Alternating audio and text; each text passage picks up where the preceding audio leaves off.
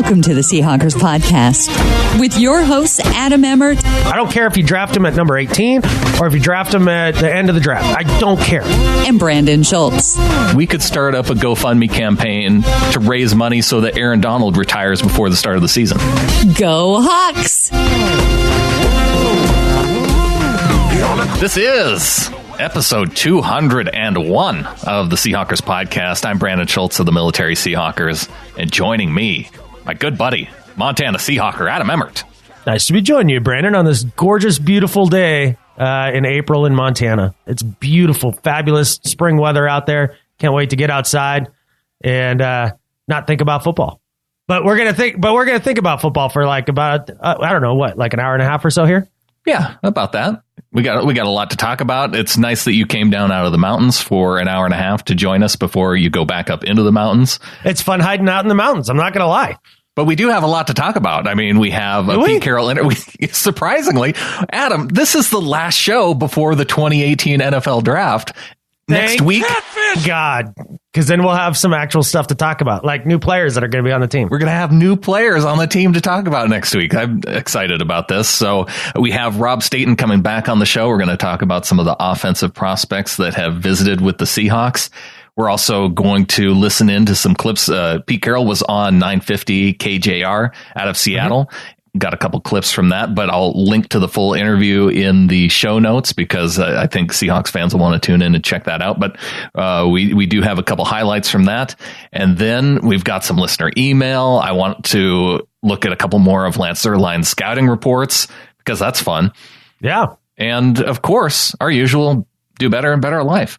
Well, wonderful. Where do you want to start then? Do you want to start with Pete? Let's start with Pete because it's probably the biggest news item from this last week. And as I mentioned, he went on KJR with Dave Softy Mahler and answered kind of a lot of the big questions, news items from this last week, and then just a lot of questions that us fans have about the direction of the team and why we're seeing so many changes in this offseason. And so it was nice to hear Pete address some of those things. Well, it's nice to get the word from the horse's mouth, so to speak, rather than all the speculation that floats around, whether or not, why they want Colin Kaepernick on the team or don't, and, all that nonsense. So, yeah, it'll be interesting to hear his thoughts on it. What stood out to you the most out of Pete's little interview here? The question around why they would be looking at Josh Allen as a quarterback, because here's a guy who's expected to go toward the top of the draft, maybe even first overall to the Browns. And a lot of fans had that question of why would the Seahawks be doing that? We have a quarterback in Russell Wilson. What's the point of even scouting some of these top quarterbacks in the draft? And there was the whole drama around whether or not the agent contacted the Seahawks to ask what's up. And so Pete Carroll, while he didn't really know anything about the agent talking to the team, he did address the reasoning why the team looks at players at positions that they're already set at. Let me guess. Did it sound a lot like the reasons we stated earlier on the show? It sounded a lot like that. We need to know everything we could possibly know. And it's not just for the decision that comes up maybe even in this next draft that comes here. It could be 2 or 3 years down the road. We would love to have the information. There's a player available. We now know more than we would have known otherwise.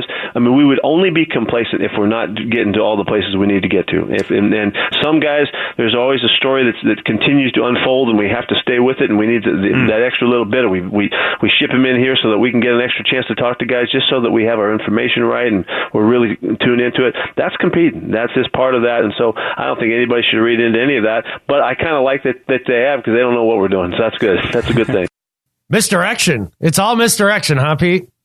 Well, they're just getting information. Yeah, I mean, that's essentially what we talked about. You just got to do the process, and it helps to keep the scouting skills up, right? Like even if it's a position group that you're not super interested in maybe this draft, but you go out and you scout them and you do the exercise to get better at scouting. That's part of it too. And like you said, you never know. Maybe Josh Allen is available 3 years, 4 years down the line. And you're like, oh, okay, well, we could bring him in as a backup or whatever. But now you have more information to go off of because you actually went to his workout and interviewed him and all that crap. Just like now we're seeing the Seahawks get guys like Barkevious Mingo, even last year with Eddie Lacy and Luke Jokel. Those are guys that, maybe they had some discussions around into scouting them back in 2013, and now they're going to take another shot at them. Right. It warms my heart to hear Pete also say there's nothing to read into that because that's basically what we told him. Well, that's what we thought. When it's like you said, it's good to hear from Pete. Right. Exactly. Well, one thing we heard from Pete is whether or not Earl Thomas will be a Seahawk in 2018. And here's what he said. No. Okay. Oh, wait, that was the wrong one. Oh, well, thank God, because I want Earl to be a Seahawk. Here's what he said. He's a Seahawk. I don't know what everybody's talking about. He's a Seahawk, and there should be no other thought other than. I mean, there's speculation. You know, he had some fun when we won in Dallas, and it might have taken on a whole life of its own. But he's a Seahawk, and we're happy to have him. No way! I know. No way. That was groundbreaking. It's almost like we didn't think that in the first place, that he was going to be a Seahawk, and all those stories are stupid, and every Dallas Cowboys fan that keeps coming up with crap trades to try to, tweet about is stupid. Well, they're going to get him for a second round pick. The Seahawks, essentially. Oh, if that. Yeah. Well, yeah. I've heard a lot of people say, what, a second round pick for Earl Thomas? That's crazy. Right. Yeah. Well, we'll give you Cole Beasley in, I don't know, one of Dak Prescott's shoes. That's what we'll do. That's basically, the Cowboys are showing no interest. You don't see a lot of other teams interested. I just don't think that there's a market for it. And he's a Seahawk. Like Pete Carroll said. Yeah. Now, in other Earl Thomas news, a lot of people trying to read into this idea about whether or not we should be worried about Earl Thomas not being at the voluntary offseason workouts. Now, you know what Earl doesn't need? Voluntary offseason workouts. And Pete Carroll says, should we be worried? No. That's where that clip went. No, perfect. He actually did give a little bit longer answer. Okay. No. Some guys make those choices. Remember, you just said voluntary, and we have to live with that, and we've lived with that for years, and not always do all of the players make it for various reasons. And we have a huge number of guys here. We've got a great turnout. Guys are jacked up and working already. Yep. We got 3 days under our belt already, and away we go. But there are, that's why it says voluntary on there, because those guys get a chance to make that choice. Voluntary. It's almost like Pete Carroll had to spell it out. Yeah, pretty much. That's what you have to do to the media, at least the mainstream media, is spell it out to him. Be like, look, he can be here or he cannot be here because it's voluntary. And so right now he chooses to not be here, and somehow it's okay. Everybody lives, nobody dies. And you know what? Then the whole thing, will Earl Thomas hold out? Maybe. It's a contract ploy. And if he holds out, who cares? He'll be back by week 1. And that was another interesting piece of news from this last week. John Schneider saying that he believed that Earl Thomas won't be holding out if he doesn't get a contract. Correct. Which is more good news. Either way, it's no big deal. So the breathless media, when they can hardly stand themselves of either getting rid of Earl Thomas off this team or making it so Earl Thomas supposedly hates his team, or whatever it is they're trying to do. I don't really understand why they want there to be a lot of consternation between the Seahawks and Earl Thomas, but they do. And so they keep trying to drum it up. You need an offseason storyline, and that's... Well, find a different one. Leave my team alone. I don't need this crap. Although the Tom Brady not committing to playing for the 2018 season, that was a nice storyline for a couple minutes. Oh, good Lord. Tom Brady hasn't committed to playing football this year. Oh, my stars! And then he comes out and he says, Brady. Yeah, I'm playing football this year. Yeah, Tom Brady's playing football this year. Golly. That didn't come up because nobody thought of actually asking him that question. Minor detail. It's fun. Is it fun? I don't know. There's probably another way to describe it other than fun. Yeah, it's less than fun to me. I'm going to go with annoying.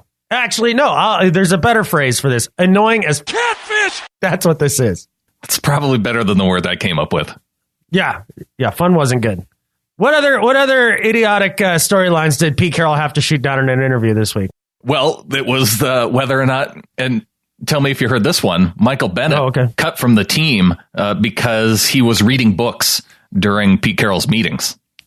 Now, this is a new one to me. I had not heard this till just now, but reading a book is not hoopla. It's not. I know that. Well, Pete Carroll did address just the idea around some of the changes this offseason, and he was asked the question about Michael Bennett, but this was his response. And I did think it was interesting that he, when you take into account all of the changes that have been made, some of the reasoning why the team may be thinking of making these moves. It's not easy. It's not easy to stay at the edge that we want to stay on. And so if some guys have trouble with that, and that's my job to figure out who's with us and who's on it and who's got their stuff together and are they battling. And I make those choices based on a lot of information, but that's part of it, And if guys are having trouble, with the focus or whatever, if that comes up, then it'll show up in their play sometimes. And so we have to make decisions based on a lot of stuff. I have no problem making those choices when the time comes. And so you've seen some changes that have occurred, and it's time to keep moving. Did Pete almost swear? I think he did. I think he caught himself. Yeah. I was wondering if he would pick up on that the same way that I did.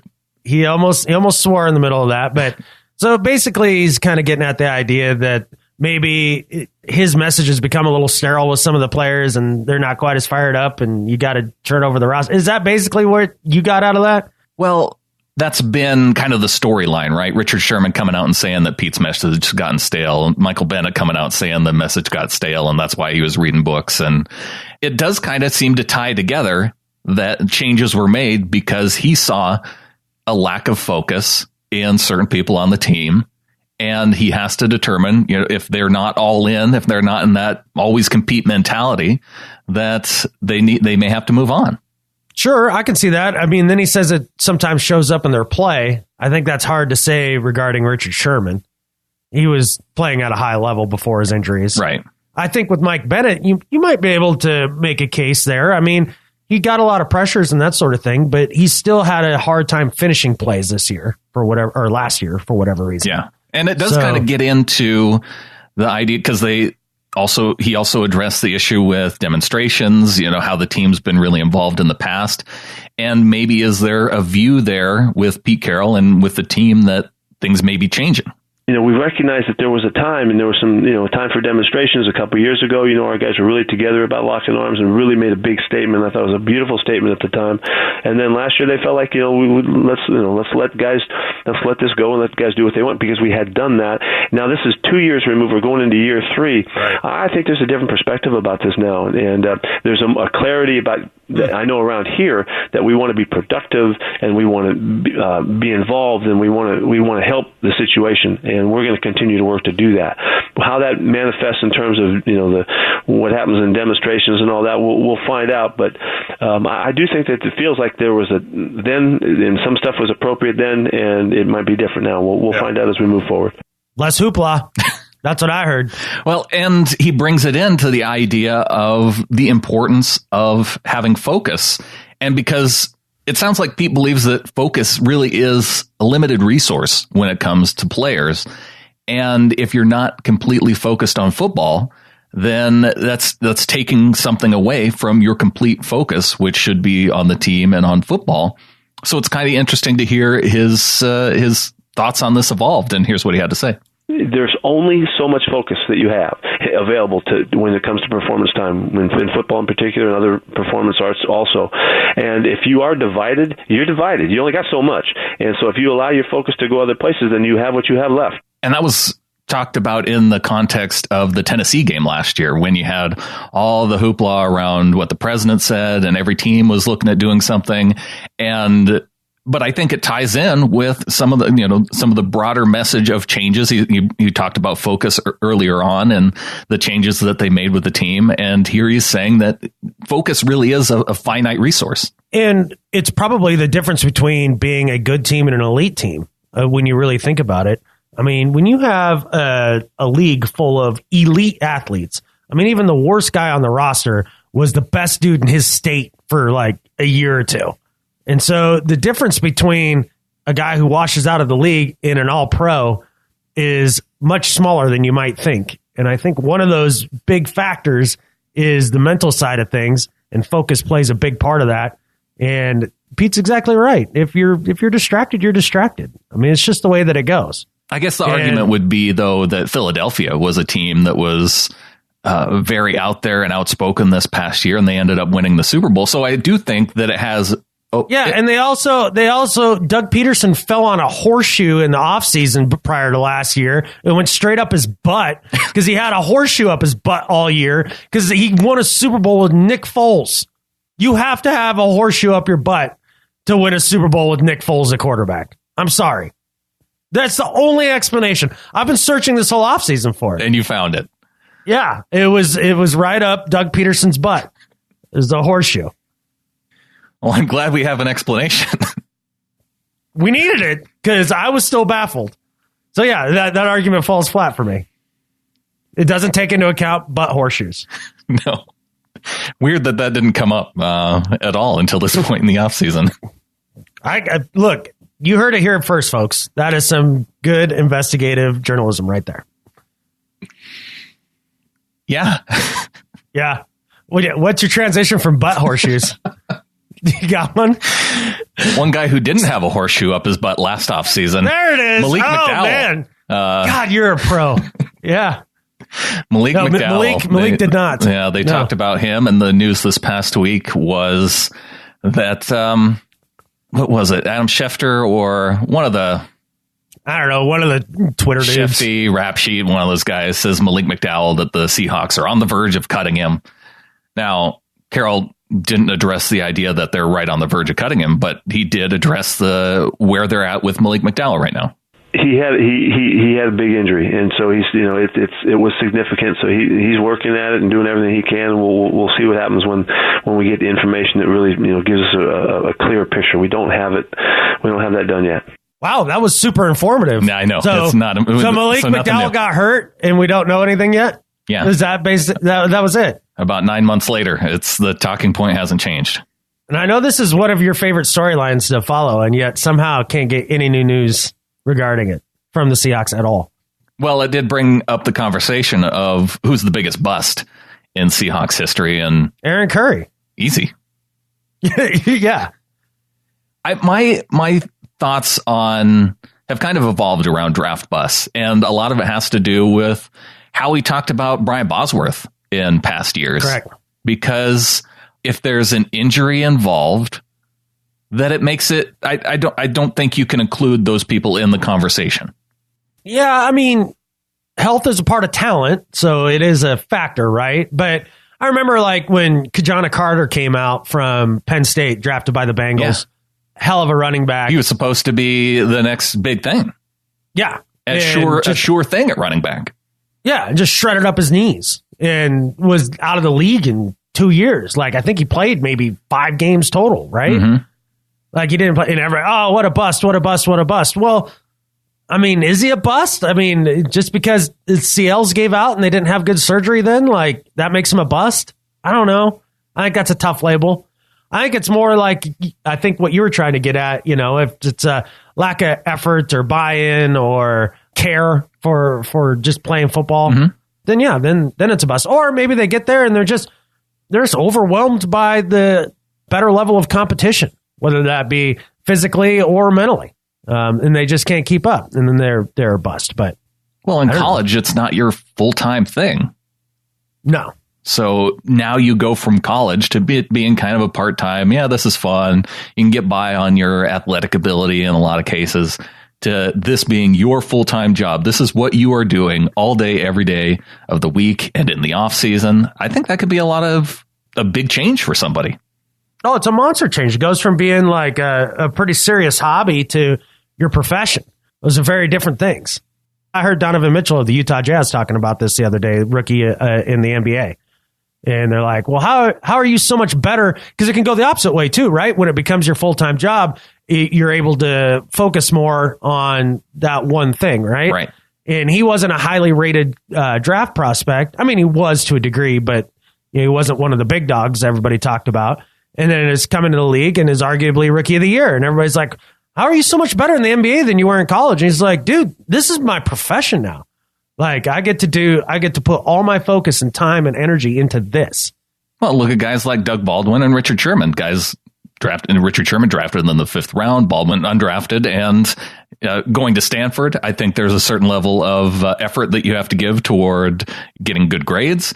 And now you can go from that to focusing entirely on football.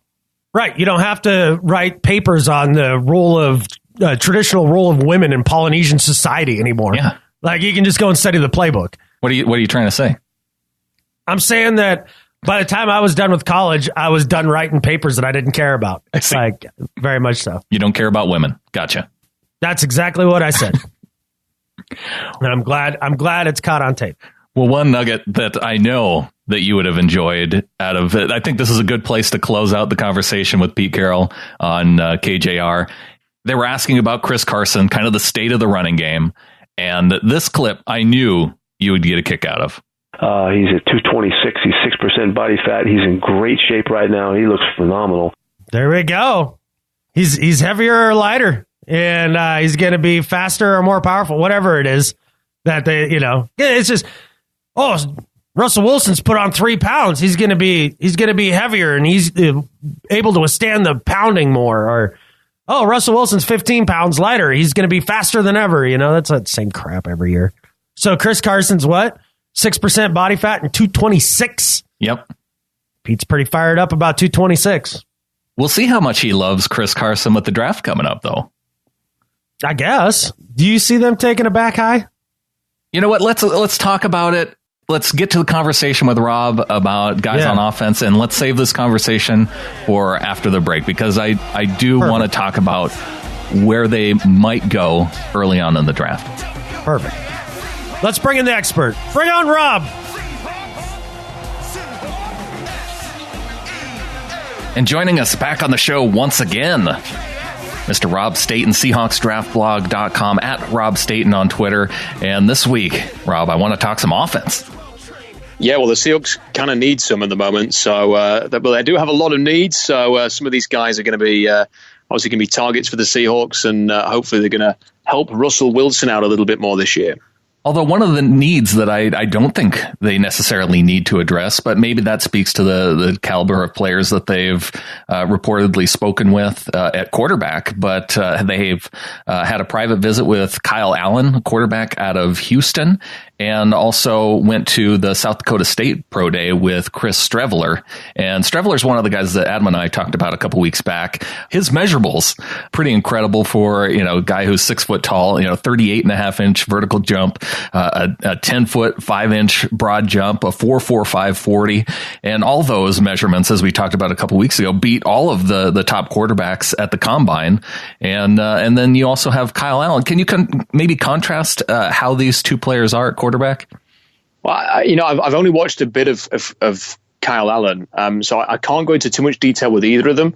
But what I will say is that with Allen, he is the type of player that he had so much potential coming through as a recruit. I mean, you talk about the likes of Myles Garrett and Deshaun Hand, who are at the top of the recruiting class, and you've got people like Adoree Jackson in the top 10, and then you had him, and he was right up there, as the top quarterback recruit. Went to Texas A&M, was a lot of fuss about him when he won the job there and started, and you thought he's going to be the next big thing, and had a decent first year. It all went wrong, and Kevin Sumlin kind of lost control of that team, and I think there were 2 big name quarterbacks who left the team after falling out with Kevin Sumlin, who has had some issues like that in the past and is no longer the Texas A&M coach. He went to Houston, and it just didn't work from there. I mean, the head coach who actually recruited him to Houston left to join Texas, obviously. The staff that were left gave him a few games and then benched him. So it's not worked for him in college. He's got all of the physical tools.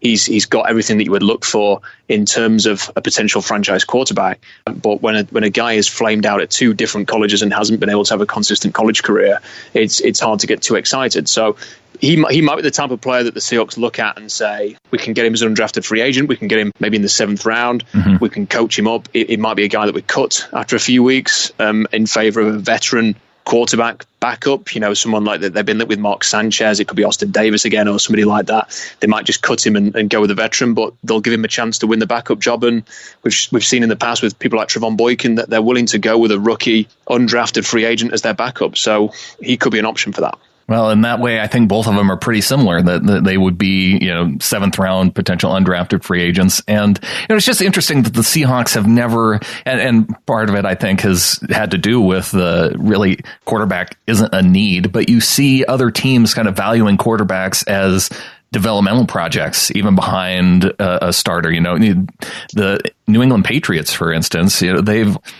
it seems like something that they do as just normal business, but not so much with the Seahawks. And interesting considering John Schneider's background with the Packers. Yeah, and the Packers are another team who do that. I mean, they spent the 4th round pick a few years ago on the UCLA quarterback who played some games last year. And then this year, they make a trade which brings them Deshaun Kaiser. So they bring him in, a 2nd round pick last year from Cleveland, who didn't have a great rookie season and has now gone to Green Bay. And they probably feel like he's someone they could coach up. He's probably not going to replace Aaron Rodgers, but maybe down the road they could turn him into a draft pick or something like that. So these teams, New England, Green Bay, they're always adding quarterbacks and trying to develop them and looking for the next one. And they also have to know that they have to prepare for in case of an injury. I mean, Tom Brady had a serious knee injury. Aaron Rodgers has had injuries and missed considerable time over the years as well. If you don't want your season to collapse at that point, you better have a backup who can hold the fort. And when Brady went down, Matt Castle led New England to, I think it was an 11-5 season. You need to have a backup that you can believe in. I'm a bit surprised the Seahawks have only drafted one quarterback since 2010 under Carroll and Schneider. Would think that they would be having a look at, a couple of years ago, for example, you need a young backup. Dak Prescott's there. It's easy to sort of highlight Prescott because he's become a starter in the league, but he was mobile. He'd done some of the things that Russell Wilson had done in college and had some success there and elevated his team at Mississippi State. But they don't look at players like that in the 4th round. And they haven't done. They haven't tried to bring these players in to develop them. The only ones they've kind of looked at are people like Trevon Boykin. So it's a little bit surprising. And the trend at the moment seems to be that they're going to just continue with that they're not going to prioritize this, whether they look at someone like Luke Falk or Kyle Lauletta early on. Seems a bit doubtful given their needs elsewhere, but maybe they're going to look at Kyle Allen, bring in a veteran and just carry on with the way they've been doing things. Well, John Schneider was spotted at Josh Allen's pro day. Now, where do you think Allen's going to go? Is he even going to fall toward It seems crazy to me that he would go number 1 overall to the Browns. Like, that doesn't make sense to me. But, maybe top 10, top 15, maybe if you consider him going to Arizona and playing behind Bradford for a year. But I just don't see him going top 5.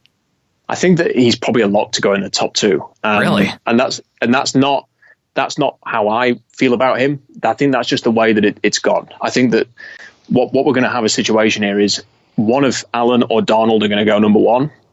And then I think if it's Allen who goes number 1, the Giants might be inclined to take Sam Darnold to be their long-term future quarterback. Mm-hmm. If not, then maybe they will trade with Buffalo, who will come up to get Allen. I think Buffalo are going to want to get one of these two anyway. So I think that one way or another, those two are going to be number 1, number 2. Now, again, that's not how I personally feel like the best 2 quarterbacks at the top should be Sam Darnold and Josh Rosen. Yeah, the other Josh, the good Josh. Yeah. When you look at Allen and you watch him play for Wyoming, there's very little to like. And I won't rehash all of the arguments about accuracy and stuff like that. There's very little to like there about his tape. But we know by now that teams will convince themselves about a player. And when you look at Josh Allen and how far he throws the ball and he's mobile and he's got the big hands, he's got the size to be able to take hits when he gets sacked. He's probably not going to come up with broken ribs and stuff like that. He'll be able to run for first down. People are going to look at him and GMs and coaches will say, and this is the sort of the arrogance of the NFL a little bit.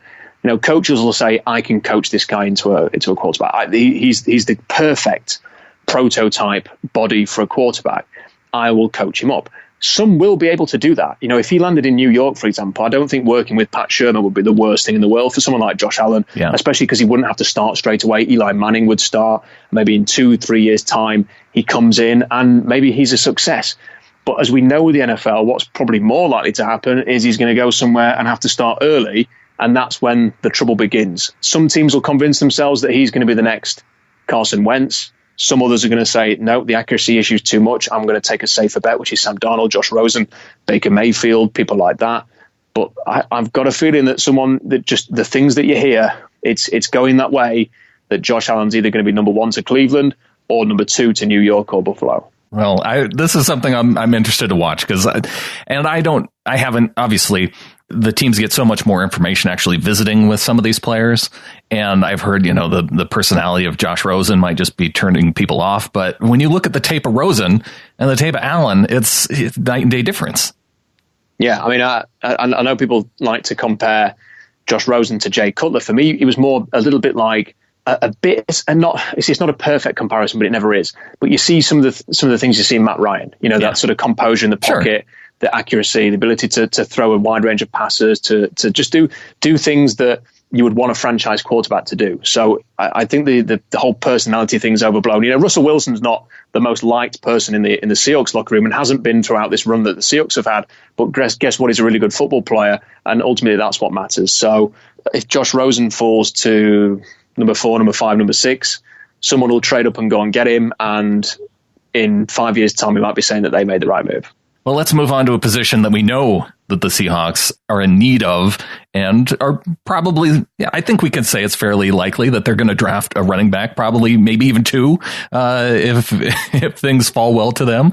And I wouldn't be mad about it, but they've had several guys that they've visited with. On our last show, you mentioned the workout that they did with Kalen Ballage, running back out of Arizona State. Adam and I talked about 3 running backs a couple of weeks back. Darius Geis, who they've met with, Akram Wadley of Iowa, Ito Smith, who has a great name out of Southern Miss. And, clearly Geis got to be the best running back out of the bunch. But then again, you're stuck in the position of, if he's there at number 18, are you going to use that pick and not pick again till the 4th round? And at least if you did that, you're addressing a position of need. And I think it makes the type of statement that the Seahawks would want to make going into the season, saying, yes, the running game last year was unacceptable. And if we draft Geis, that addresses the position that we end and makes a statement of, this is the type of football team that we want to be. Yeah, I completely agree. And, there's a lot of people out there that don't like the idea of drafting running backs early. And I get Kenneth that. Arthur, I know we've had him on a couple times, and I heard you and him get into it on. Yeah. Kenny's it's Kenny's favorite subject at the moment. I love him for it. But we've had many a conversation about that. But listen, I think you're right. If you're a team that wants to run the ball and you want that to be your identity, then make a statement like that. I'm not the biggest fan of Darius Geis. I think there are some really nice things about him and just the aggression that he runs with. He gets compared to Marshawn Lynch. I don't see any Marshawn Lynch. I do see some Thomas Rawls, which will scare people, which is like, okay, Thomas Rawls didn't work. Thomas Rawls, when he came into the league, was fantastic. And it's I don't think it's the style of running which hurts Thomas Rawls. It's other things, whether that's just he's not making the right reads, or it wasn't composed enough, or it was the injuries. It wasn't the running style that hurt Thomas Rawls. And Geis has got the same running style, which can be effective. We saw it with Rawls, and we know the Seahawks like that type of running style. So in that regard, I can sort of say, you know what, I'm happy for Geis to potentially be a Seahawk. But there are just little things with Geis that are concerning. I think there are things about his personality. He's not a bad guy. I don't think he's a bad guy. I think he's a little immature. And people might criticize me for talking about stuff like this, but it's just the way you have to sort of look at these things now. He's on social media way too much. He's constantly on there posting videos. Look, I've just been on this video game. Here's me shooting this thing on here. How cool is that? I don't know. Maybe it's just me. Maybe because I'm 34 this year and I'm not 21. I don't want him up until 4:00 in the morning playing video games. I don't want him on, taking videos for Instagram and stuff like that, where he's swearing at women. Yeah. I don't want him having these ridiculous Twitter battles with other players. And I don't want him going into press conferences like he did at the SEC media day and saying stupid things like Alabama were scared of our rushing offense at LSU, when Alabama's won 7 games in a row against LSU and you had 2 carries in the game. And what happens when LSU plays Alabama? Alabama wins, the 7th or 8th game in a row against LSU. And Alabama absolutely kicked the crap out of Darius Geis. Rashaan Evans, who's going to go in the first round as a linebacker, made it his personal mission to hammer Darius Geis every time he touched the football, and he achieved it. They laid him out for the whole game. and Geis just looked really silly. If you're going to make that kind of a statement, then you go out and deliver. And there's just little things like that would bother me. And I don't want someone who's shooting his mouth off. I don't want somebody who's trying to be a star. I don't want somebody who's trying to be a social media personality. I want a running back who has got the attitude of, just give me the football, I'm going to run it right up the gut, and I'm going to punish an opponent, and is dedicated to his craft. And unfortunately, I've got some concerns there about Darius Geis. He could be really good. He's got the talent. Well, if anybody takes issue with the way that you speak about him in this way, Rob, they have to understand that every GM and coach, these are the types of things that they'd be saying behind the scenes as well if they don't like what a particular player is doing. That's just the things that they have to consider among every player in the draft. It's true. And more so today. You know, there are more distractions for young people today than there were 10, 15 years ago. Ronald Jones II I really like Ronald Jones II, but there are some concerns there about the way he is as well. You know, in terms of, is he a bit too addicted to his phone, for example, and stuff like that? You know, these are young men who are going to be millionaires very soon and probably see the limelight a little bit. And it's hard to work out who's going to handle that well or not. And for me, in this running back group, there are players. The sad thing is, for people like that, there are running backs, because there are so many, who fit the kind of personality you want. Nick Chubb probably doesn't even have a mobile phone. I mean, that's just the way he is. I mean, you look at him, he's all football. Yeah. And there are other, and Ballage, who you were talking about there, Ballage has had a really underwhelming college career, but guess what? He's a really good character guy. You're not going to have to worry about him whatsoever. Now, he might be a mirage as a football player, might be an athlete more than a running back, but you're going to bring him onto your team. You're never going to have to worry about what he's tweeting about, or whether he's concentrating in a meeting, or whether he's listening to what the coach is saying to him. And these little things matter when you've got potentially 10 running backs that you'd be willing to have on your team. For Ballage, where do you think he falls out among guys like Akram Wadley and Ito Smith?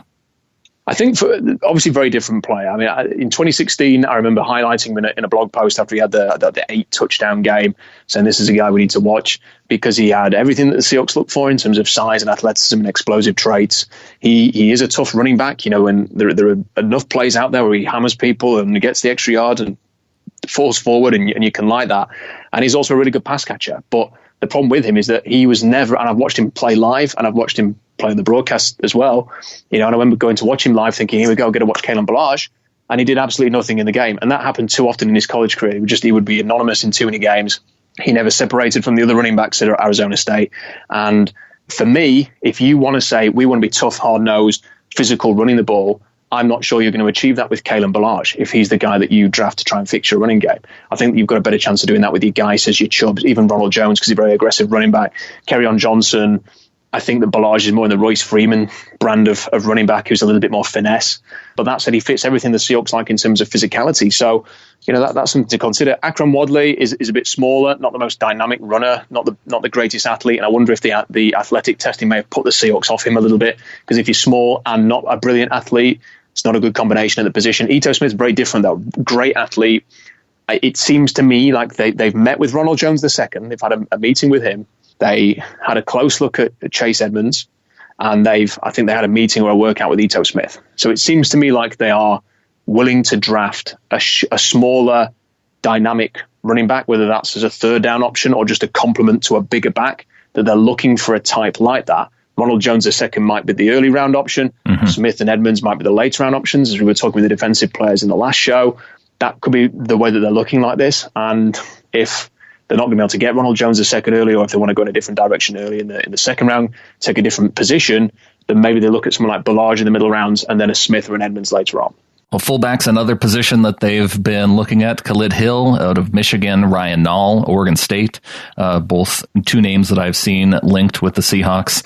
I haven't looked at Nall very much, but I know with Hill was a guy, especially his junior year, was a guy who you could give the ball to in short yardage situations, near the end zone, even throw it to him, having the background as a tight end, kind of dynamic fullback. Yeah, and I think they need to bring one of those in. I know that Brian Schottenheimer's offenses often use the tight end in those kind of roles, so it might not be that they desperately look to bring somebody in for that position. But that said, I also think that it's when the Seahawks have been at their best, they've had a fullback. So if you can get somebody who can do a bit of pass catching, who's not just a guy that when you bring him out, it gives away that it's going to be a run or a play action pass. That if it's somebody who could split out wide and offer a receiving option there as well, has got the athleticism to do it, kind of like Marcel Reese when he was younger, then that's the kind of player that they're going to be looking for. So a good athletic fullback could be a weapon in this offense. Well, a couple tight ends, one potential weapon, South Dakota State tight end Dallas Goedert brought in for a private visit with the Seahawks. They also met with Will Dissly of Washington.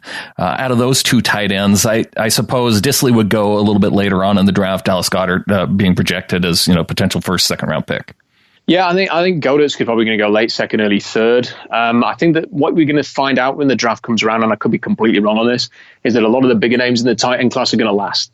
I don't think there's anybody like O.J. Howard a year ago or David Njoku and people like that teams are going to fall over themselves for in the first round. They just aren't there. And teams want either incredible dynamic athletes or they want people who block and do a bit of everything like Howard. So I think that even Goedert, I think will last a bit. I think Hayden Hurst is going to last a bit longer than people think. And then there might be a bit of a rush at the late second round, early third round on the position. That's when I think Goedert will go. Makes incredible catches. His highlight reel is sensational. The competition level is a little bit concerning. How do you judge when he's playing a smaller? Sure. When he's playing some of these faster, bigger guys? Is he going to be able to make some of these plays? Is he going to find it as easy? What is he like as a blocker? That's always a big question with these players. So that would be. That'd be one question mark there. Will Dissly, converted defensive lineman who's gone to tight end. Oh, we need one of those then. Yeah, he's a convert. So, you got to keep that up. You got to continue to keep that, even now that Tom Cable's gone. Maybe they should try him at guard. I don't know. I mean, he's got the right attitude. He did everything that they asked of him at Washington. He would do that in the pros as well. He's probably going to have some limitations as a pass catcher, which means it's going to be a later round option. But look, I think that the Seahawks they are going to take a tight end quite early. I think they're going to take one early. I would keep a strong guy on someone like Ian Thomas, who is the tight end at Indiana. He might not be the best tight end today, but down the line could be. Incredible workout numbers, incredible adversity that he's faced in his life. Great guy. A willing blocker who showed progress there, was only really asked to do it last year and showed he's capable of doing that. I wrote a piece about him a few days ago and highlighted some of the blocking ability that he has. I think that he's far from the finished article, but over time could develop into one of the best tight ends in the league. He's kind of got that ability to do that. And then there's Durham Smythe and Dalton Schultz, who could be options for the Seahawks as well. So I think running back might be a position to target early, and tight end could be as well. Well, offensive line is a position they've targeted in the past relatively early. Colton Miller, a guy that they met with at his pro day out of UCLA, a guy maybe potential tackle, 6'9". A really tall tackle and 34-inch arms, had a sub 5.40 time. Where do you think Miller's going to land? I think he'll go in the top 20. Not really. Not necessarily because of what he's shown on the tape, but teams. There are so few good offensive tackles in this draft that I think someone's going to go and take him quite early.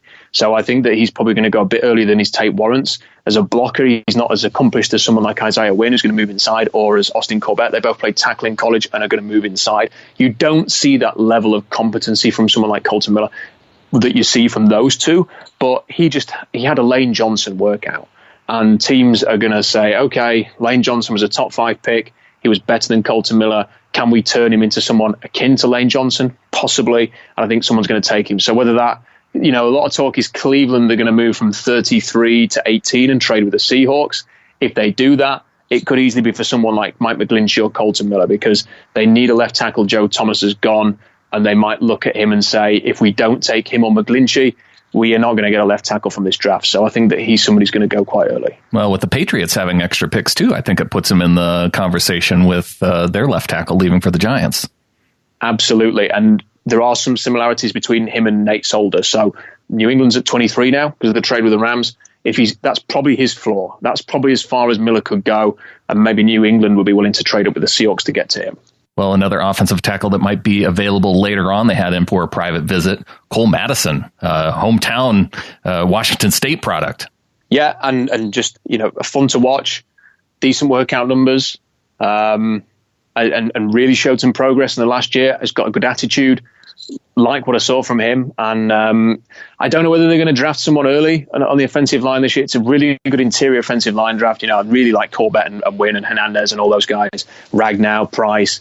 I'd love to see one of those in Seattle. I just don't think it's going to happen because of the needs elsewhere. But people like Cole Madison later on, you know what you're going to get from them, and they've got potential there. So, wouldn't mind seeing him on the Seahawks as a later round guy. And we've talked a lot about guards just leading up to the draft, but out of the guys that they visited, I haven't seen a lot of interior offensive linemen on that list. Yeah.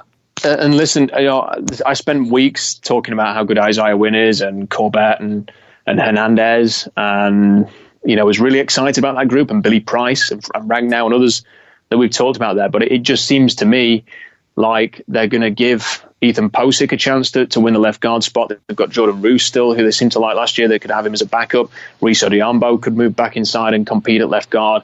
They've re-signed Justin Britt. They've still got him there. Posick can be the backup. They've still got Hunt that could play as backup center. And then at right guard, they've signed DJ Fluker. They've got people who could potentially back up that position there. And then Fant's going to come back to challenge Jermaine Ifedi. So it looks a little bit like they maybe feel like, and I know Seahawks fans may disagree with that, but that they've got players they can work with there. And the main aspect for that offensive line is going to be Mike Solari getting a bit more out of them, making them a cohesive unit, as opposed to necessarily needing to spend more draft picks on early draft picks on that unit. And to be fair, that is understandable when you've spent a second and a third on Brown, a second on Posick, a second on Britt, and now a big contract, a first on Ifedi. You've signed DJ Fluker. You spent a third on Odiambo. Eventually, you have to say, we've got to try and develop some people on this line. You can't just keep drafting and getting rid of players that, and giving them a year. I mean, Ethan Posick's not even had a full season in the NFL as a starter. Are you going to replace him already, or are you going to give him a chance? You only drafted him last year. So if you're saying now that he's no good, what does that say about your process? I mean, I think they're going to give him the chance at left guard, and that it means they're not going to go for someone like Isaiah Wynn. Personally, that hurts me to say that a little bit, because I think he's such a fantastic player and would be right in the range even after a small trade down in round one. But it looks as if they're going to go in a different direction. One place they have drafted a little bit early on, second and third rounds, we've seen Paul Richardson, we've seen Tyler Lockett, wide receiver, and Adam and I covered Christian Kirk, Dante Pettis, Kirk out of Texas A&M, Pettis out of Washington, Keith Kirkwood, maybe a bigger target at receiver out of Temple. I haven't watched a whole lot of him, but Kirk and Pettis definitely seem, looking at them, to me, they kind of feel like they're in that Doug Baldwin type of mold at wide receiver. Do you know what? In the last show, we were talking about whether or not they wanted to take a risk on someone like Josh Sweat. And that if they didn't, and they wanted to draft someone who was just going to be, quote unquote, a safe pick, someone who you felt quite good about coming in, having an impact, and then 3 years down the line, you're saying that was a good draft pick. That's Christian Kirk. He's not going to be Odell Beckham. He's not going to be the flashiest player, but he might be a Golden Tate level player and somebody who can provide some special teams. So the other thing to bear in mind is Tyler Lockett is a free agent next year. Yeah. Now, I don't think they've decided right now. That would be my prediction, whether or not they're going to re-sign him. I think they probably want to give him the year to show if he's fully healthy and then make the signing. I also think Tyler Lockett probably thinks it's better financially for him to gamble on himself this year and then play out the season and see where his market is in a year as opposed to where it is now. So if they lose Lockett in a year, they're going to lose their returner. Christian Kirk and Dante Pettis are both fantastic return men. So that's one thing they both have. And the other thing that Kirk in particular does well is he gets downfield. And if they're going to run Air Coryell next year, they're going to need guys who can get downfield. They're going to have to run the ball in the middle. They're going to have to do play action, and they're going to try and hit teams over the top. Christian Kirk is a deep ball specialist. The other thing he does really well is just disappearing in the second level. So you would see at Texas A&M, the quarterback would scramble to the right-hand side. Scramble drill is under pressure. Christian Kirk would somehow uncover and would get open at the second level, and the quarterback would dump it off to him. Huge, 60-yard runner or a touchdown runner, something like that. He was brilliant on the scramble drill. Great character, all football, just a solid football player who is going to be, he's going to be a good player in the NFL. He might not be one of the best receivers in the NFL, but he's going to be a good player. So if they want a solid pick with their first pick, if they trade down into the top of the second round, I think that's where Christian Kirk's going to go, that he could be their guy. Well, Rob, really wanted to thank you in addressing a lot of these guys on offense. Before you go, though, I have one more set of questions based on last show. We talked about how I like to look at guys that are projected in among the top 10, top 20 picks right after the draft. And there were 4 names that really jumped out at me, but they're all on defense. And I'm kind of curious to see which one of these guys maybe you would think most likely to land with the Seahawks. Defensive end Arden Key out of LSU, defensive end Deshaun Hand, and then defensive tackle Derek Nandi out of Florida State, and safety Marcus Allen. Well, I think that of the group, the most likely might be Deshaun Hand, just because he's the one with the most potential, the most athletic upside, and a guy that they may feel could develop into something really good down the line. The only problem is that he seems to be being projected now suddenly as a second, third round pick, and that's a bit too rich for me. He never delivered on his number one overall recruit. I mean, he was a higher ranked recruit than Myles Garrett, and he never took it on at Alabama. So I'd be a little cautious of that. I'm a big Derek Nandi fan. I don't think when DeMarcus Walker left and was drafted by Denver a year ago, he was never quite the same. Florida State had a down year last year as well, so he wasn't as much of a pass rusher last year. But I think he could be But as a run stopper, oh yeah, listen, he reminds me of Brandon Meebane, and if you get him in round 3, then that's you're not going to regret that pick. He's really, really good. I remember Jimbo Fisher saying, this guy doesn't realize how good he could be. That was 2 years ago about Derek Nandi. And I don't think he's fully realized that potential yet. If a good coach can get it out of him, he could be fantastic. So he would be my personal favorite among that group. Arden Key, I think, is just Malik McDowell Mark II. There's a bit of talk that he could last until round 4 now. So in that kind of range, you wonder whether or not you want to take a risk on that. But for me, I think he could end up being McDowell, Randy Gregory type player who, for whatever it is, there'll be something that stops him getting him on the football field. Because he was a guy that was, projected top 5 for this year's draft. I think there was a bit of name hype there. At LSU, there was always a bit of buzz about him. And then when you actually watched it, for example, people were saying Ryan Ramczyk a year ago, oh, look at his tape against Arden Key. Look how fantastic he is against Arden Key. And then you actually go and watch it, and Ramczyk was fine, but there was nothing particularly exciting about Arden Key from that performance. So you were saying, okay, yeah, it's a good performance by Ramczyk, but what am I looking for? What am I seeing from Arden Key that stands out? And there was a bit of that in 2016, and then in 2017, his season was a write-off. There's just so much drama there with him that a team may well take him in the 4th, and he ends up being Everson Griffin Mark II. But those types of stories rarely happen, and it's whether or not you want to take a risk on somebody like that. All right, Rob. Really want to thank you for coming on. That's the Monday before the NFL draft.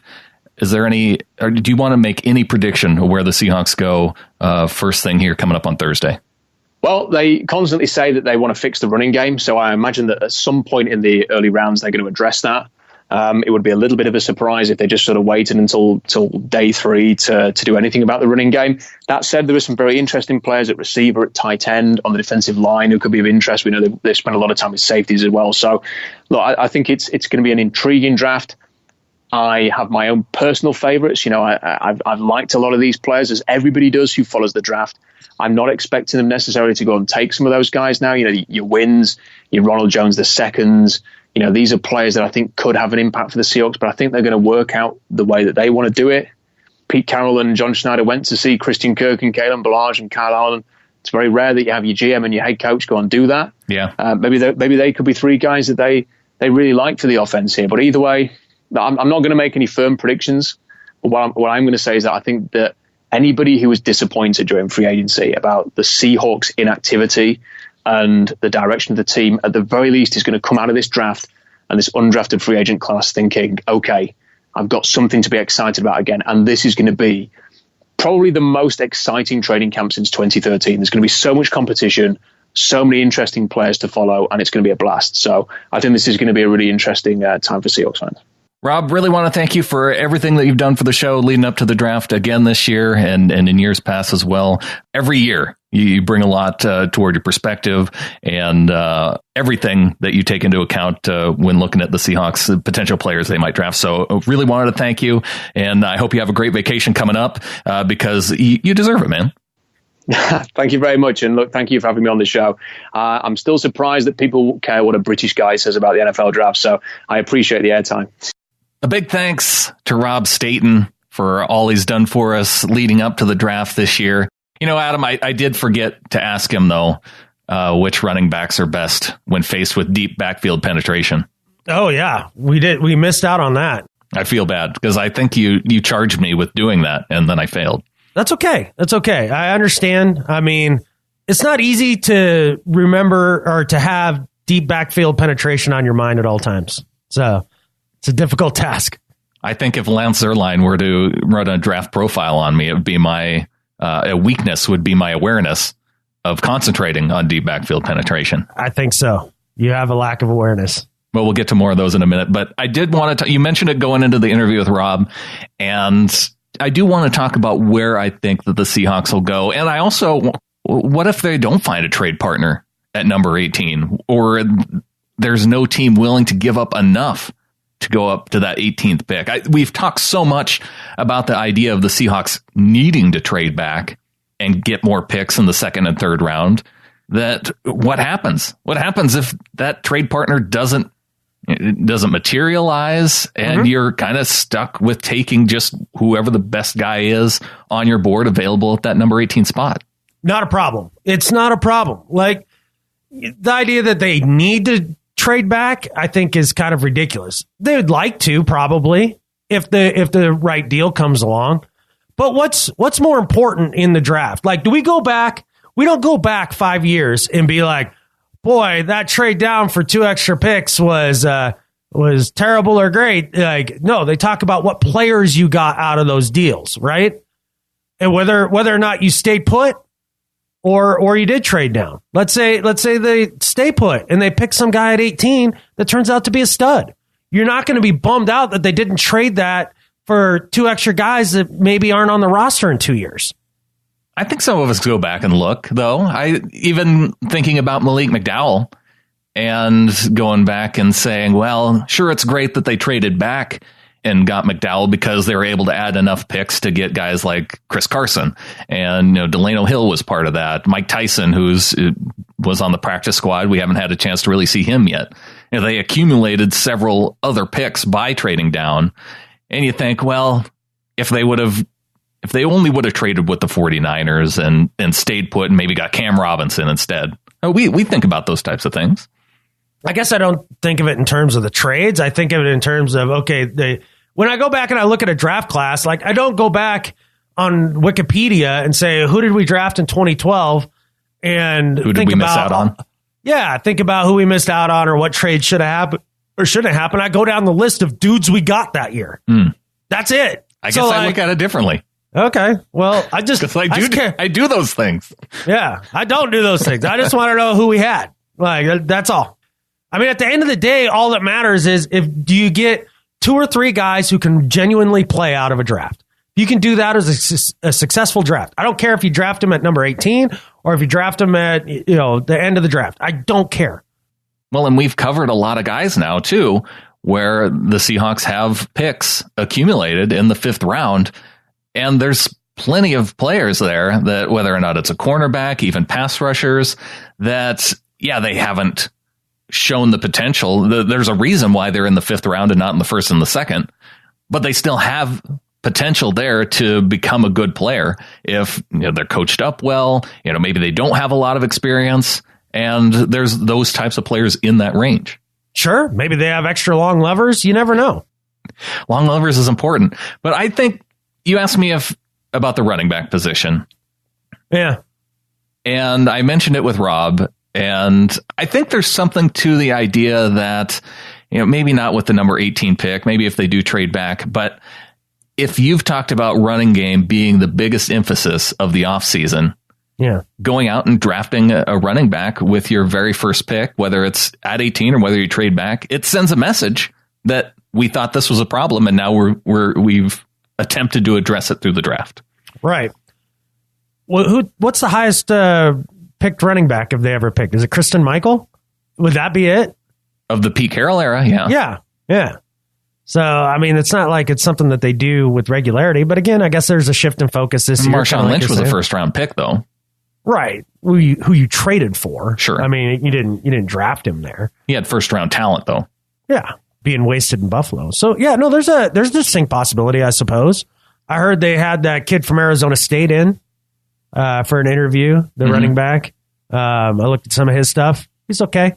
He was kind of more of a mid-round guy, though. Yeah. I guess I would just be surprised if they take a dude there that early, because I still don't think running back is the problem.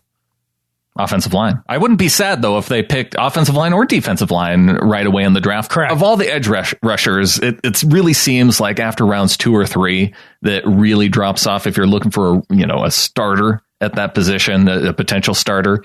So I see that being a problem if the Seahawks can't trade down, because I really do think they need to find an edge rusher type player that has the ability, that has that potential to crack the starting lineup. And so if they don't take one at 18, if they can't trade down, they're going to have a hard time finding that. And I liked Kimiko Toure, but I also liked one of his strengths was that he's extremely explosive, but has a tight-skinned, sinewy build. Tight-skinned? I didn't realize. Do they do a pinch test at the combine? Is he going to be forever youthful looking because of his tight skin? I would hope so. Or is he an alien from another planet and they just put him in a human body that was a little too tight for him? I just thought it was weird to describe somebody as tight skinned. Yeah. Isn't that odd? Who is this guy? Is Lancelot Zerline? Is he basically Buffalo Bill from Silence of the Lambs? Obsessed with people's skin? He is, because Scott Lace, at Scott Lace on Twitter, he tweeted me Calvin Ridley's wide receiver profile from Alabama. And he's a wide receiver expected to go in the first round. There's a weakness here that's really interesting, especially when you take into account Toure's strength. Calvin Ridley, and this is under weakness, thin build with tight skin. With tight skin. So you have the sinewy tight skin as a strength, as a positive for a defensive end, but a thin build with tight skin for a receiver as a weakness. I don't understand exactly what he's trying to get at as tight skinned. Is it close to being thin skinned? I've heard that term, right? Where or stuff gets under your skin, because you're thin skinned. You say an athlete maybe plays too tight at times. You want to play loose? I don't know. It's really bizarre. That's really bizarre. Isn't that really bizarre? Does he think these two athletes spend too much time in the sun or something, and they've kind of shriveled up? In this, I don't know. I'm going to have to Google these guys just so I can look at them, see what tight-skinned people look like. I don't know. Does he have a thing against facelifts? It's got to be. As far as I know, none of these players have undergone any kind of plastic surgery. How would he describe Jerry Jones? That's my question in his face, because that's tight-skinned right there. Is it? Or it used to be. It may have resagged. I don't know. But there was a while there where it looks like somebody stretched Jerry Jones' face over a balloon or something.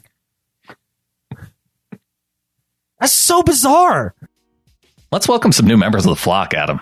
Let's welcome some new little flockers. Who's our new little flockers? Got a $5 pledge from Thomas Brown. Says, hi there, longtime listener to the pod. Finally decided to get in the flock after this week's glorious scouting innuendo analysis. You could feel Brandon's blushes over here in Europe. I can promise you they were real. Those were real blushes. I could see them on the Skype screen. Yeah. Thomas is a Scottish Seahawker stranded in England, he says. Love the show. Keep on being better at life than Skip Bayless. Best wishes from Thomas.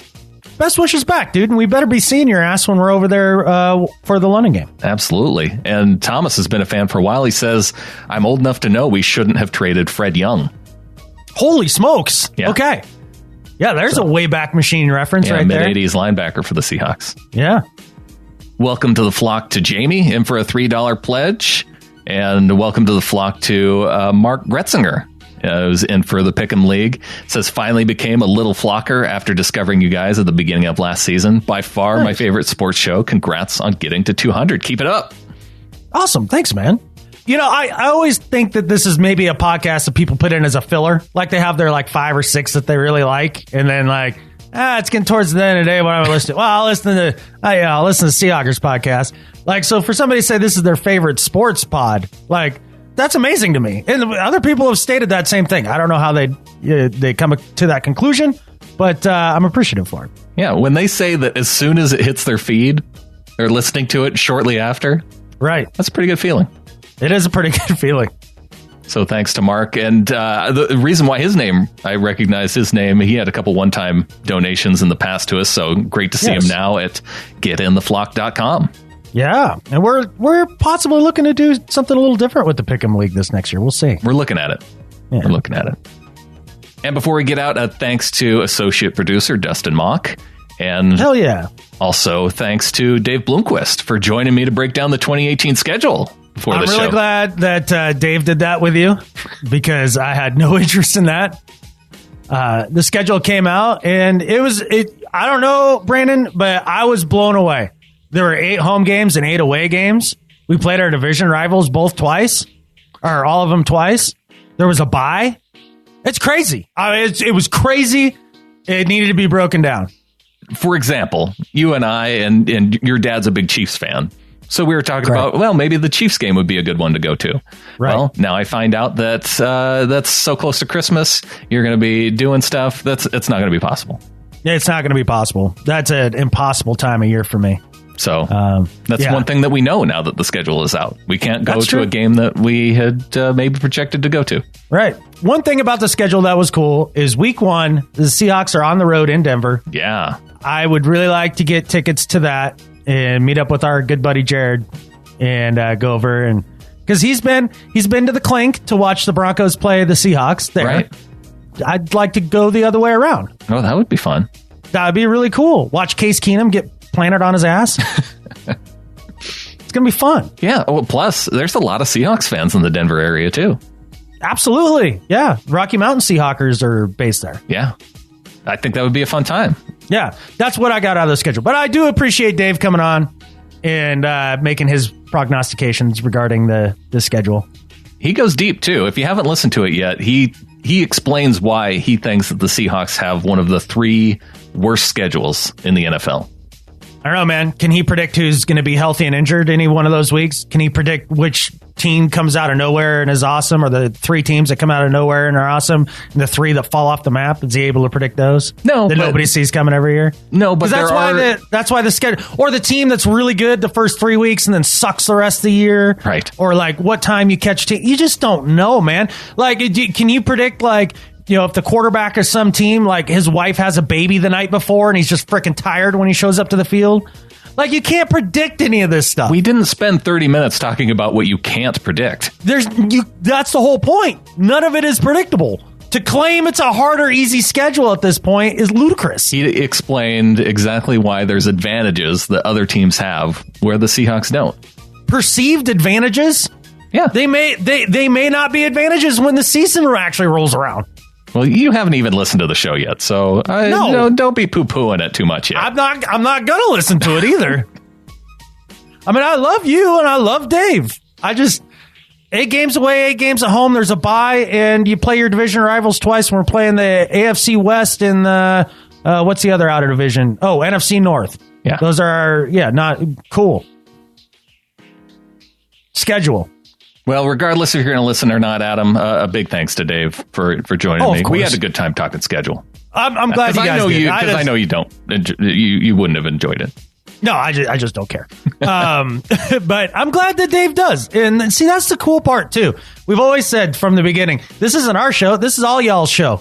And having people like Dave come on and things like that, and all of your emails and feedback and everything. It's really great because then we get to address the things that's on your guys' mind, and it really does make it your show. Yeah, I just like how this show has kind of grown. Like Dave started out listening, then emailing in with his thoughts on the schedule, and then leaving a voicemail with thoughts on the schedule. Now we did a 30-minute episode with him entirely talking about the schedule. So you know what we haven't mentioned is that people can leave voicemails. Yeah, 253-235-9041. I think that's right. We haven't given that number out. It's in the show notes every week. Yeah, but you can literally call in, leave a message, and we'll play it on the show. But I know a few other people chose to do the email thing. Email or comments on YouTube. Max Webb on our YouTube channel asks, what do you guys think of Dante Pettis? He's a wide receiver out of Washington. I love his highlights and athleticism. Reminds me of Keenan Allen. And he says, please watch an interview. His voice is higher than my Uncle Bob on a Friday night. Is it? I wonder if it's higher than Mike Tyson. Yeah, like another guy with a surprisingly high voice. we'll have to, once Dante Pettis is on our team, then I know I'll be breaking out some interviews. Yeah, it doesn't seem like the Hawks go after UW players very often. Jermaine Kearse. Yeah, well, he was undrafted, but right. But Pettis is going to go probably second round, third round. Yeah. Okay. He was an interesting player though, because Pettis was the dude that broke the record for the punt returns last year. And so you could see him being a pretty dynamic special teams player, but also, and that's where generally you see those guys contribute early on. Tyler Lockett may be at that point of his career where he moves on from special teams and starts contributing more at the receiver position than special teams, and having another one of these younger guys kind of fill that other role. If they even keep the kickoff, which I guess we have to be worried about now. No, we don't. No, they're going to keep the kickoff. I hope so. Well, yeah, I hope so. But the thing is if they do get rid of it at the end of the day, after they moved up the kickoff to where they're just booting it out of the back of the end zone every time, it's kind of lost its interest. Well, never had a ton of interest. I don't know, back when we had Leon Washington, or you go back even farther to, some of the dudes in the, when Chris Warren. Well, even if you're looking at other teams, like Devin Hester, right, in his prime or whatever, how often do you get a guy that really is a game changer in that area, of football? And it just doesn't happen very often. And it's a boring play. People get hurt. Really, when you think about it, that's where guys are running at full friggin' breakneck speed at one another and colliding. That's pretty nasty. Every time. That's how it works. So you get rid of that. I get it. If it makes it so that I get to keep football, then yeah, get rid of it. I do like the excitement right at the beginning of a game, though. I'd prefer to keep it. I'm not saying get rid of it. I'm just saying if it left my life in the NFL, whatever. Okay. Yeah, there's other more important parts to football. Right. Maybe we should just get rid of field goals, because that didn't go well for us last year. Correct. That'd be fine. Although now we don't have to worry with Seabass. I suppose. So. With Dante Pettis, to answer Mac's question, I'd like to. He's another guy like Christian Kirk type player. Guy with good hands, catch the ball, also can play special teams. He'd be a guy I'd be interested in if the Seahawks worked on him. Again, I'm not going to be sad if they bring in weapons for Russell Wilson. Adam, how tight is his skin? That's what I need to know. I did not have a skin tightness report on Pettis. Right. I don't know how you measure that. If it's in inches or centimeters, or on a scale of 1 to 10. Or maybe it's a color-coded scale of some kind. Blue is loose skin and red's tight. I don't know. I don't know how this is done. It's probably the Homeland Security threat level. Or maybe the DEFCON level. Does that mean you're more prone to popping out of your skin? Like a bug who's molting or something? Why are you thinking about this so much? Because it's the most bizarre thing ever. Because it's more entertaining than the draft to me, okay? And college players that I don't know anything about. So when Max takes the time and is nice enough to write on the in the YouTube comments and ask us a question, I have nothing for him except for skin tightness jokes. I'm sorry, Max. Brandon, formerly from San Diego, now moving up here to Coeur d'Alene. Nice. Yeah, says congratulations on hitting 200. In other news, my family's moving. We're heading to northern Idaho, and I have a favor to ask of you. Mm-hmm. I will be driving the moving truck from San Diego and needing something to listen to on the way. Any chance you could release a 21-hour episode? I would really appreciate the company, and I'm certain YouTube expert podcasters would find plenty of interesting material and in-depth analysis to share with all the little flockers. Here's to another 200. All right, man, another 200. I don't think we could go for another 200 if we started doing 21-hour pods, but the good news for Brandon is that you can just go back in the archives and just start at episode 5 and just hit play. You have hours and hours of more than 21 hours of podcasts right there. Easily more than 21 hours. In fact, I had to go into iTunes and I wanted to download our entire archive. It says 421 hours. So see, there's an extra 400 hours on top of what you're looking for, Brandon. There you go. And welcome to Northern Idaho. That's beautiful country. I totally understand why people live there. Makes a lot of sense. I almost moved to Coeur d'Alene. I like it a lot. I get it. I really do. It's beautiful country. The weather's nice. Yeah, well, I was just in Post Falls this last weekend. It was great. Post Falls, Sandpoint, Kellogg. Mm-hmm. Yeah. All those places. all the places in northern Idaho. Zach from Bridgeport, Texas says, since you're a Sooner fan, Brandon, have you looked at the Sooner safety, Stephen Parker? I've seen a few mock drafts that we may pick up a safety at some point in the draft, and I think Stephen Parker is worth a look at. I don't think he will go in the early rounds and may even go undrafted. But if you look at his tape, I think you will like what you see. His fiery play on the field would mesh well with this defense. Just a thought. Go Hawks. Says, P.S. I'd love Adam's perspective on this as well. Since Adam isn't a Sooner fan, he might be more objective on this one. Yeah, definitely. I looked into him, and he has ice cold hands. They're not lukewarm. They're ice cold. Ice cold. Yeah. Well, I don't even know what that means. I didn't look into this at all. I'm sorry, man. I'm not a college guy. It's almost impossible to watch for me. I don't know what to tell you, man. I'm hoping that Brandon has some more for you, but don't ask me anything draft wise, like I prospect wise. You know, the interesting thing is I watch a little bit of Sooners football throughout the season, and when he said Stephen Parker, the name didn't ring any kind of bell for me. So I don't know. I did go back and watch some though. The one thing I liked about Parker is that he's a sure tackler. I like how he wraps guys up. Yeah. And you don't want uncertain tacklers. You want sure tacklers. You want sure tacklers. Yeah. And so for a guy, because we know he's not going to be a player that comes off the board early, so he's going to have to work his way into the lineup, and special teams is one of those ways. So if they pick him in 6th, 7th round, I wouldn't be mad about that. And a guy who I would see as a special teams type player. I think of the Oklahoma players, I think Jordan Thomas, the cornerback, is probably the most likely of the Sooners to join Seattle.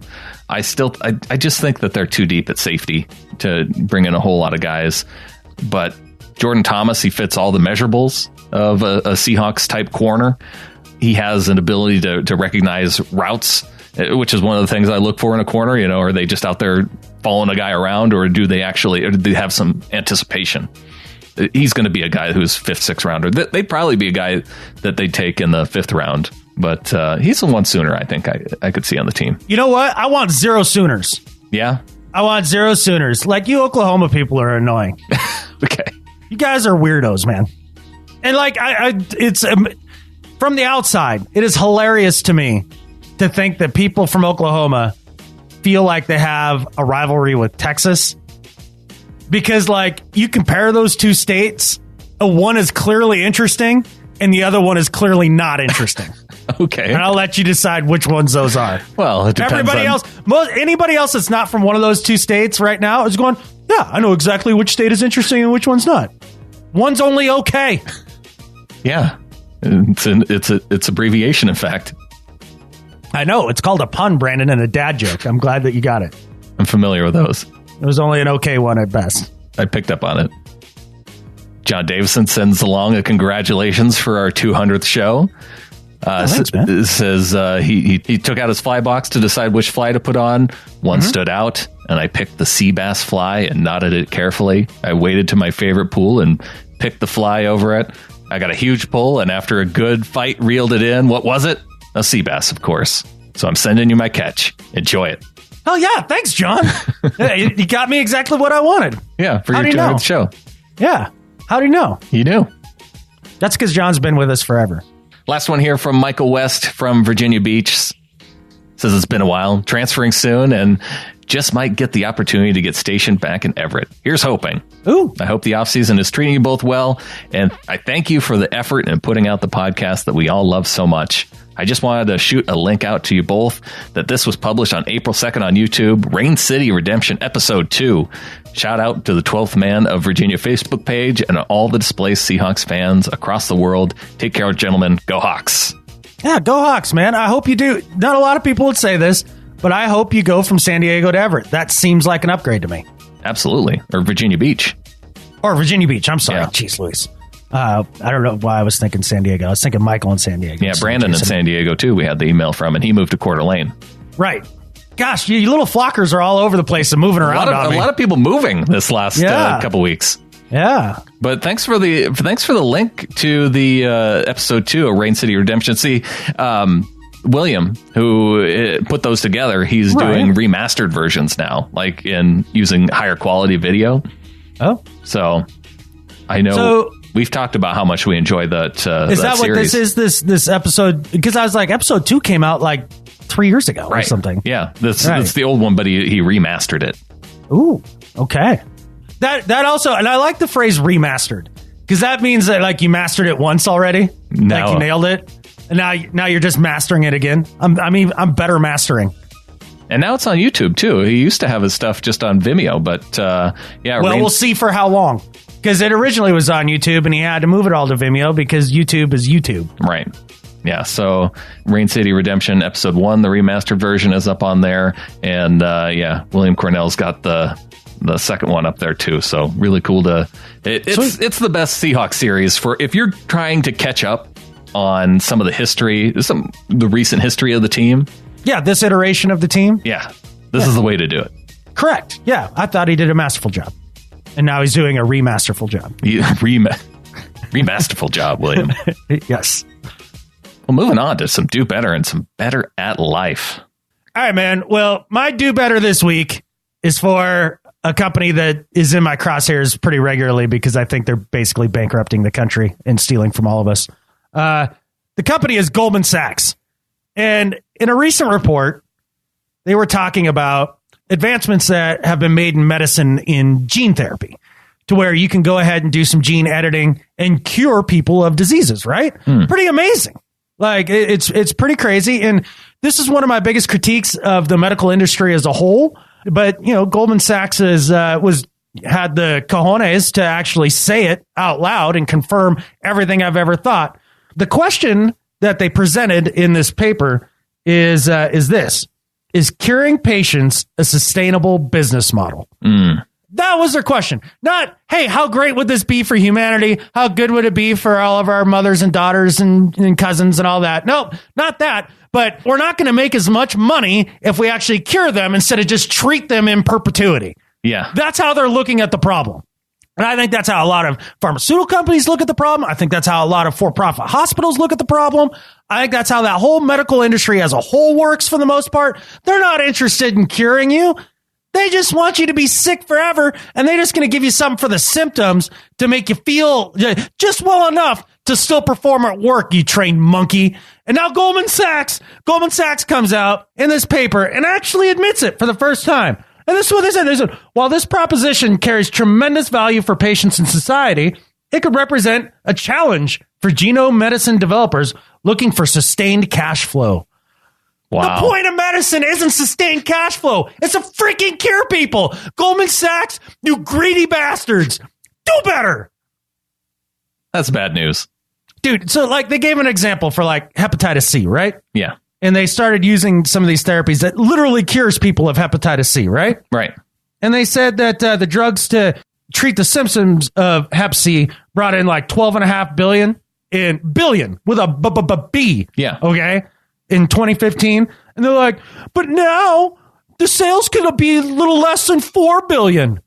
How will we ever make $1? So wait, what's stopping the scientists that work on these projects from going out on their own, starting their own business that actually helps people? It's called the FDA.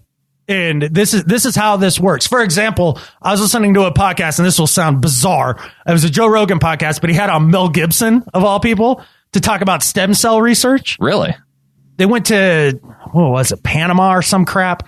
So yeah, I think it was Panama. The doctor that's like on the cutting edge of stem cell treatments and things like that has set up shop down there because that's the only place that he can go ahead and treat people, because the FDA has now made it way more difficult for him to use stem cell treatment on people, like cells from your own body that they take out, right? And make it into a serum to inject back into your body to help heal catfish. And now he can't do that in America because the process of doing that, the FDA has now ruled it's a drug. Wow. That is going to take all this testing and all this research and development money and all that. And the whole point of that whole thing is so that you can't just do this, for example, with the genetic editing, right? Like on the genome, like you can't just do that and cure people because that's going to cost them profits. So they bribe the lawmakers, legalize bribes with campaign contributions so that they put in political appointees for the FDA that keep crap like this from actually hitting the market, that would actually cure you, so that GlaxoSmithKline and Goldman Sachs and Pfizer can all keep making their money, keep getting them checks.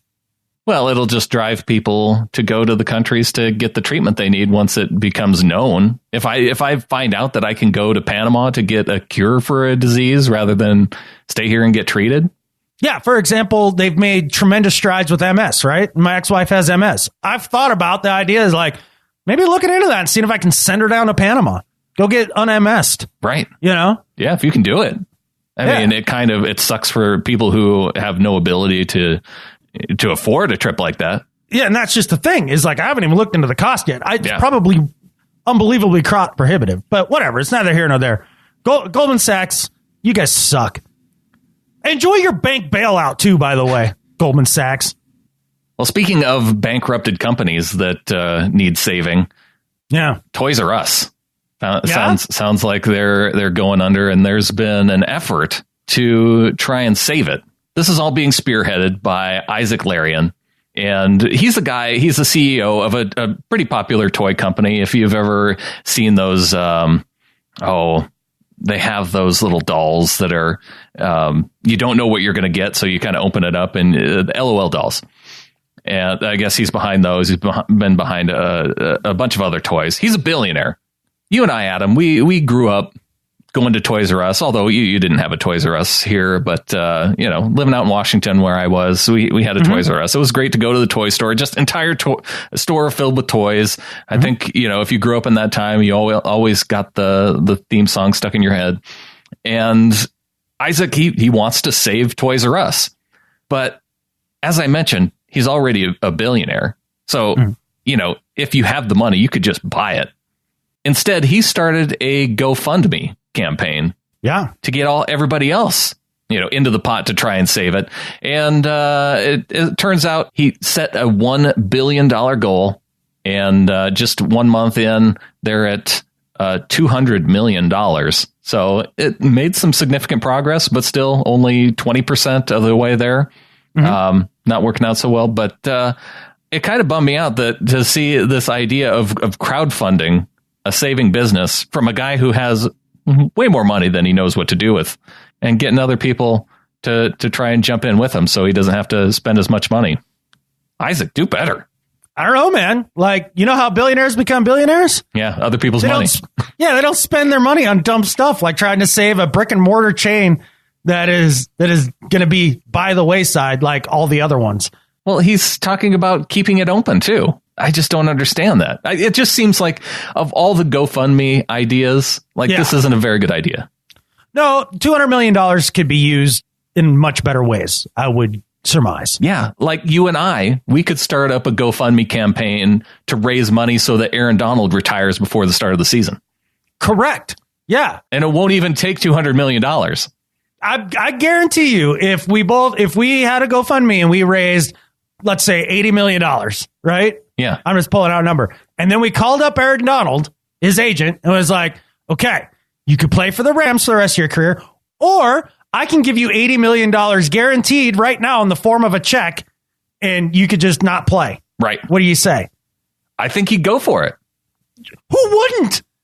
If somebody called you up and paid you 3 times your salary to not do your job for the rest of your life, would you do it? This is $80 million guaranteed. Yeah. He probably would be approaching that for this next contract. Right, with all the wear and tear on his body and all that crap. He could just be done. Yeah. Go sit on an island somewhere. We need to start an Aaron Donald retirement GoFundMe. That's all right. After this year, playing in LA with all those head cases, right, and especially right next to Sue, like, he's going to want to retire after this next year when they go, 2-14 anyways. Oh, I didn't tell you. That's the exact opposite of what James predicted the Rams schedule would be. He was going 14-2? 14-2. Wow. I told him he was a bad fan because I had my team down as 16-0. Yeah, I know you do that every year. And I saw somebody on the Ring of Honor was trying to go through and legitimately be win, loss, right? And I think they came up with 10-6 or something like that. Sure. And 5 of you accosted him. We're like, no, 16-0. Give me a break, guys. It's not puppies and rainbows. No. It's not. We're not going 16-0. Newsflash. We could. The potential exists. Sure. I could win the lotto tomorrow. We're not going 10-6 either. But no, I think we're probably going 11-5. Okay. Be my guess. I'll take it. Well, hell yeah, I'd take 11-5. It's a good season. I know. It means we're going to the playoffs. Correct. All right. I'm better at life. My better at life this week, Brandon, is for an 86-year-old former Vietnam fighter pilot and art dealer named Forrest Fenn. Because back in 2010, when he was 80 years old, he took a chest full of gold and jewels and other archaeological things of value like that, and he buried it in the Rocky Mountains. And he has set it up so that it's now a treasure hunt, and people can go and search for Fenn's fortune out in the Rocky Mountains. Now, he is kind of a notorious archaeologist, let's put it that way. Some people think he came across some of these fortunes illegitimately, but whatever. He's a billionaire, so he must be doing something right. But he took all this and he was collecting it, and he'd planned on dragging the chest into the mountains with him 15 years ago or so when he was diagnosed with cancer, and he thought he was going to die. He's like, I was just going to drag it out in the mountains and die with it. But he beat cancer and then just had it sitting in a vault for a while. Didn't really know what to do with it. And then was like, you know what? I'm burying treasure out in the mountains and people can try to find it. Now, the only clue is a poem that he wrote that gives you some ideas here. So to give you an example of what this poem sounds like, here's one stanza of it. Begin it where warm waters halt and take it in the canyon down. Not far, but too far to walk. Put in below the home of Brown. He says if you take the full poem and you match it up with maps of the West, you can figure Rocky out Mountains, where it's at. You can figure out where it's at. Millions of dollars worth of treasure. Why are we podcasting and not treasure hunting right now?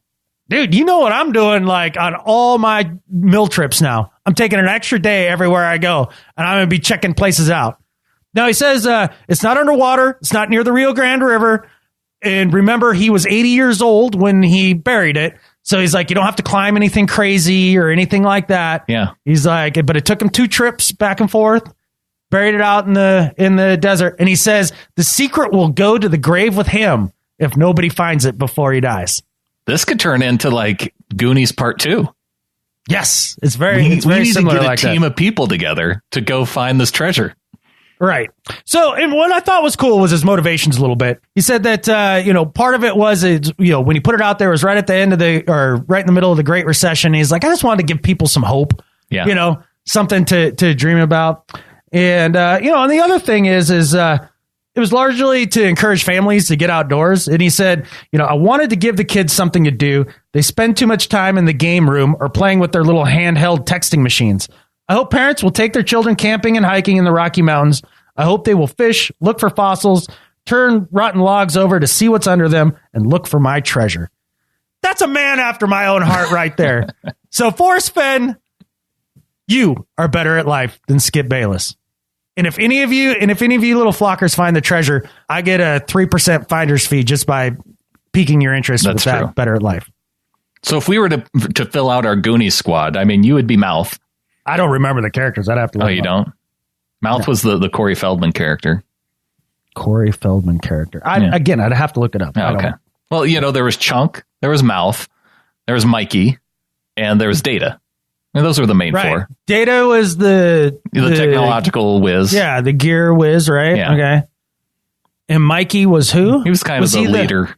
The lead guy. Okay, I can picture him. And I can picture the fat kid. Chunk, yeah. And then, who did you say I was? Mouth. That's a terrible name. When's the last time you've watched The Goonies? Because I haven't watched it in probably 15, 20 years. I've probably watched it within the last 5 years.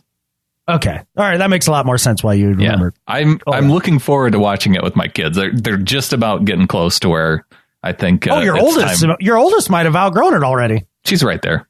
Yeah. It's about time to bust the Goonies out on your kid. Or kids, plural. And take them treasure hunting in the woods. This will be fun. All right. My better life this week. Also for a prior service member, Arlie Ermy. Better known for his role as Gunnery Sergeant Hartman in Full Metal Jacket. Yeah. Yeah. I like that guy. Yeah, he passed away this past week, unfortunately. What? Yeah. Ah, dude. Yeah. That sucks. He was one of the coolest guys ever. Interesting fact about him. He was actually in the Marines and ranked, he went, by the time he got out of the Marines, he was ranked as a staff sergeant. But back in 2002, he received an honorary promotion to gunnery sergeant by the commandant of the Marine Corps. And he played a gunnery sergeant, in Full Metal Jacket. So he got just, the one step promotion honorarily by the commandant of the Marine Corps. And the whole story about how he got known for that role is really interesting because he was originally hired as an advisor by Stanley Kubrick for that movie Full Metal Jacket. And he had a demo film made of him just railing at a group of actors who were hoping to get in the movie, and using all the same insults that he used as an actual Marine Corps drill instructor. Correct. And Kubrick saw the demo and knew he was the guy for the part. And it essentially launched R. Lee Ermey's career. Mm-hmm. Humble brag. I got to meet him back in 2003. He's a super nice guy. Really? Yeah. Not at all like the character that you would expect. Because I've seen him on TV for other things, right? Yeah. Or maybe interviewed or things like that. Oh, where he's just kind of normal and not in character. Right. Yeah. And just like, I remember being like, dang, he's a cool freaking dude. Yeah. A friend of mine who was in the Navy at the same time as me and I worked with, she said that when he came to visit their ship to do one of the episodes, the first question after he got out of the helicopter was where the smoke pit was. Just wanted to go hang out. That's cool. Very cool dude. So R. Lee Ermey, for giving us Gunnery Sergeant Hartman, being a super cool dude throughout your life. R.I.P. Better at life than Skip Bayless. Good way to end the show, man. That's one of those roles that, when you see Full Metal Jacket, like everybody knows that role. No, and there's no doubt about it. And for example, I've honestly never watched Full Metal Jacket. Really? But you know the character. Absolutely. I've seen some of the scenes, right? It's kind of like Alec Baldwin's character in Glengarry Glen Ross. Always be closing. That particular scene, like it's not. I don't think I've ever watched that movie all the way through, but I've seen another movie I haven't seen. That's that scene that I've seen over and over again. Everybody's familiar with it. Maybe not everybody, but if you're not familiar with it, really, is it on like YouTube or something? You can YouTube, but YouTube always be closing. And always be closing. Yeah, it's just he's the typical sales guy. Right. And just railing on the workers in this office. He has the one line where he says, "You see this watch? This watch is worth more than your car." You ever heard that? Right. No, I've never heard that. Okay. And I would have raised my hand and been like, "You're an idiot." He's just a huge tool. And you got to check out the scene. That sounds good. Hey, just before we get out of here, just because it's my podcast and I can do things. Yeah. You know who else is also a huge idiot? Ryan and Brandon in Phillipsburg. You know who you are. Okay. That's all I need to say. None of the rest of you will understand that, but they're total idiots too. And with that, there's only one thing left to say. Go Hawks. Go Hawks.